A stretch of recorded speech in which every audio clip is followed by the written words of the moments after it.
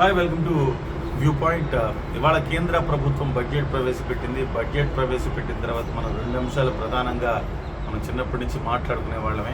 అదేంటంటే దేని ధరలు పెరిగినాయి, దేని ధరలు తగ్గినాయి అనేది ఒక పాయింట్ అయితే, ఒక పాయింట్ ఏంటంటే ఉద్యోగస్తులకు ఈ ట్యాక్స్ బెనిఫిట్స్ ఏమైనా వచ్చినాయి. ఈ 2 అంశాలు ప్రధానంగా చర్చనీయాంశం అవుతూ ఉంటాయి. ఫస్ట్ ఒక అంశం మీద ఈ వీడియో చేద్దాం, తర్వాత ఇంకొక అంశం మీద కూడా చేస్తాం. ఫస్ట్ మనం అనుకున్నది ఏంటి, వేటి మీద ధరలు పెరిగినాయి, వేటి మీద ధరలు తగ్గినాయి. మొబైల్ ఫోన్ల మీద ధరలు తగ్గాయి కాబట్టి ప్రతి సామాన్యుడు కూడా మొబైల్ ఫోన్లు కొనుక్కోవడానికి ఇది ఒక ఊరటం ఇచ్చే అంశం. ఒక 500 నుంచి 1000 రూపాయల ధరలు అయితే ఖచ్చితంగా మార్పులు ఉంటాయి. ఫోన్ పెరిగే కొద్దీ ఇంకా ఎక్కువ భారీ ధర తగ్గింపు కూడా ఉండే అవకాశం ఉంది. ఇకపోతే క్యాన్సర్ మెడిసిన్ ధర తగ్గిందట.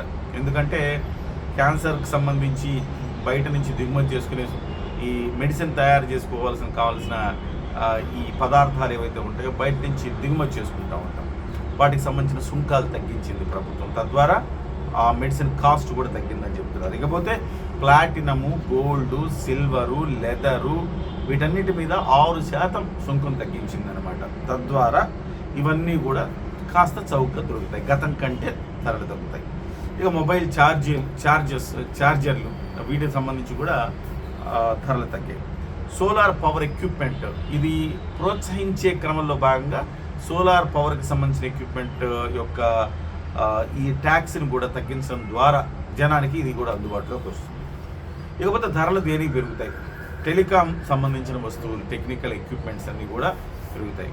కంప్యూటర్లో మదర్ బోర్డులకు సంబంధించి ధరలు పెరుగుతాయంట. తద్వారా అంటే సుంకాలు పెంచారు, తద్వారా కంప్యూటర్ ధరలు కూడా పెరిగే అవకాశం ఉంది. అమ్మోనియం నైట్రేట్ ఇలాంటి వాటి ధరలు కూడా పెరుగుతాయి.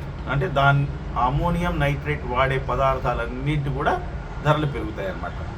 ఇక నాన్ బయోగ్రేడబుల్ ప్లాస్టిక్ అంటే భూమిలో కలిసిపోని ప్లాస్టిక్ ఏదైతే ఉందో వాటికి సంబంధించి కూడా ఇవాళ పన్ను పెంచారు. తద్వారా 10% పెంచారంట. తద్వారా అవి కూడా మరింత ప్రియంగా పోతా ఉన్నాయి. సో ఇది బేసికల్గా ధరల పెరుగుదల ఎందుకు ధరల తరుగుదల ఉంటుందంటే ప్రతి వస్తువు కూడా మనము ఇంపోర్ట్ చేసుకోవడము, ఎక్స్పోర్ట్ చేసుకోవడం చేస్తూ ఉంటాం. ఒక ప్రాంతం నుంచి ఒక ప్రాంతానికి వస్తుంటుంది కాబట్టి దాని మీద కస్టమ్స్ డ్యూటీ అని, ఎక్సైజ్ డ్యూటీ అని రకరకాల పేర్లతో ఈ పన్నుల విధానంలో పన్నులు వేస్తూ ఉంటారు ప్రతి వస్తువు మీద.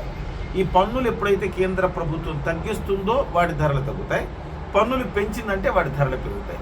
According to the demand and supply ప్రకారం, అంటే అవసరం మేరకు, అవసరాలు, దానికి సంబంధించిన డిమాండ్లు, దానికి సంబంధించిన సప్లైలు వీటన్నిటిని దృష్టిలో ఉంచుకుని కేంద్ర ప్రభుత్వం ప్రతి ఏడాది మార్పులు చేర్పులు చేస్తుంది. తద్వారా కొన్ని వస్తువులు ధరలు పెరగడం, కొన్ని వస్తువులు ధరలు తగ్గడం జరుగుతూ ఉంటుంది.